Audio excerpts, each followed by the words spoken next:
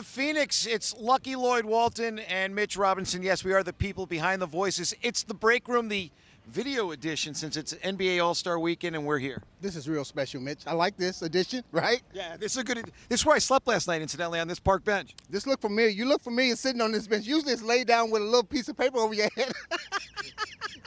Still hoping to get a shower. Thanks for helping me out, man. It is the All-Star 2009, the weekend here in Phoenix, and for someone who's never experienced before, oh my God, there's a lot going on. I think the NBA puts on one of the best events in sports. People come who are not even going to be able to go to the game because they can't afford it. They can't get tickets, but they want to come for the festivities. You see from all kinds, from all parts of the country, even some other countries, that come to enjoy the festivities, and you see some wonderful sights as well. Yeah, there's quite a few of those.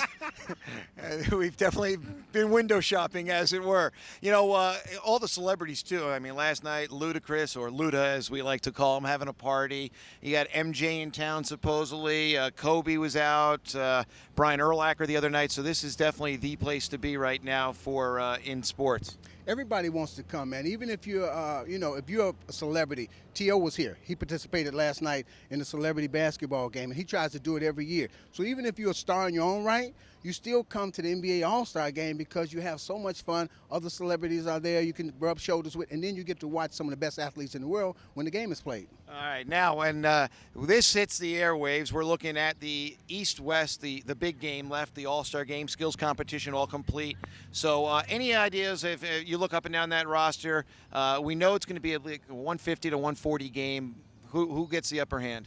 I really think that this year, like you saw in the rookie-sophomore game, you know, it got a little bit serious, although the score was high. I think this year is going to be about pride, seriously, and respect. And I think guys, they usually knuckle down in the fourth quarter. I think there's going to be a little bit different. They're going to knuckle down a little earlier. So I'm still picking the East to win, but I'm thinking in the 90s, okay? I could be totally wrong, and nobody wants to play any defense, and we can have another 140-plus game. Kevin Durant, can we talk about that rookie game for a second? Boy, did he put on a show. I think he had something to prove, a little chip on his shoulder. He wanted to come out and play hard. And he said he took the position that I'm going to play this game like it's a regular game. So he came out really, really focused, moved a lot without the ball, catch and shoot kind of guy, put up big numbers, 46. All right, now among the people that we've interviewed and run into, you hooked us up with Drew Gooden. Drew here for the Players Association. He represents player rep for the Bulls. First had some meetings and then talked to Drew. Says he'll be back in the lineup Tuesday when games resume. Good for him to be finally healthy. It's good to have Drew back. He's a stabilizing force as well.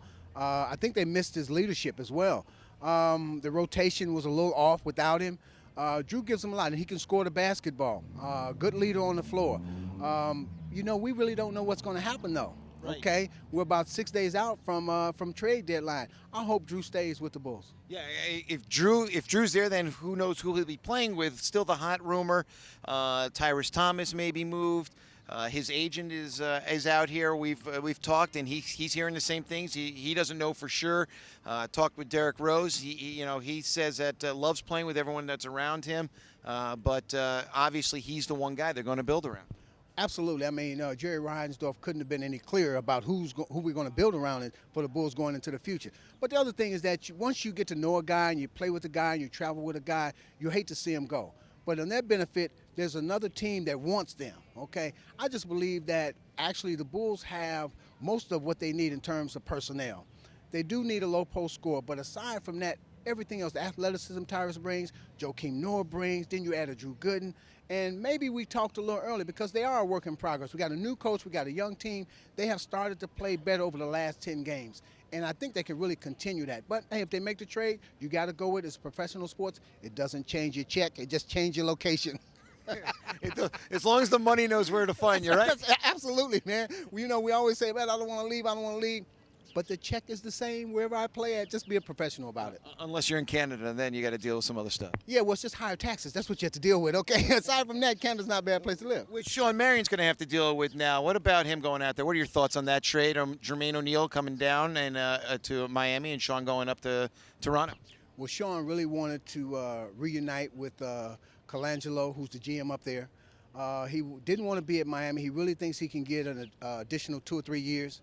I don't know if that's going to be possible right away. The economic crisis is facing, everybody's facing it, okay? It's not good for anybody, so you're not going to get, I think Sean may be making about 15, 16 million. That's not going to happen, but Sean is still a very serviceable player. He will get a deal, but it won't be the kind of deal that I think he wants.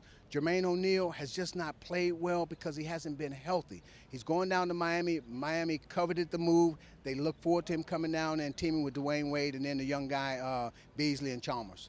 All right, so the big story, though, is tonight. The big gala here, the NBPA gala, which I'm going to be testing out. Llyod invited me, and T.I. going to be spitting at the mic. Yeah, T.I. will be here performing. He's one hell of a live performer. Also, Anthony Hamilton and a young lady by the name of Carrie Hilson. She'll perform. Usually we have 5,000 or 6,000 people there. It's going to be off the chain, as they say. We're going to have a good time, and we need to have some video for that, too. But first, we're going to take a nap because we won't make it till midnight, and that's when he has to start work. Llyod, the old guy, working from 12 to 1 a.m. On the door, yeah, I got to go get a nap, man. This is the old man, siesta time. Give me a 2-hour nap, but I'm ready to go because we're going to have a good time tonight. All right, from Phoenix, it's a much nicer break room than what we're used to. We're usually in the real break room, right? Usually next to a copy machine and coffee maker. Coffee maker, exactly. I'll take this. He's Lucky Llyod Walton. Mitch Robinson. We'll see you next time in the break room.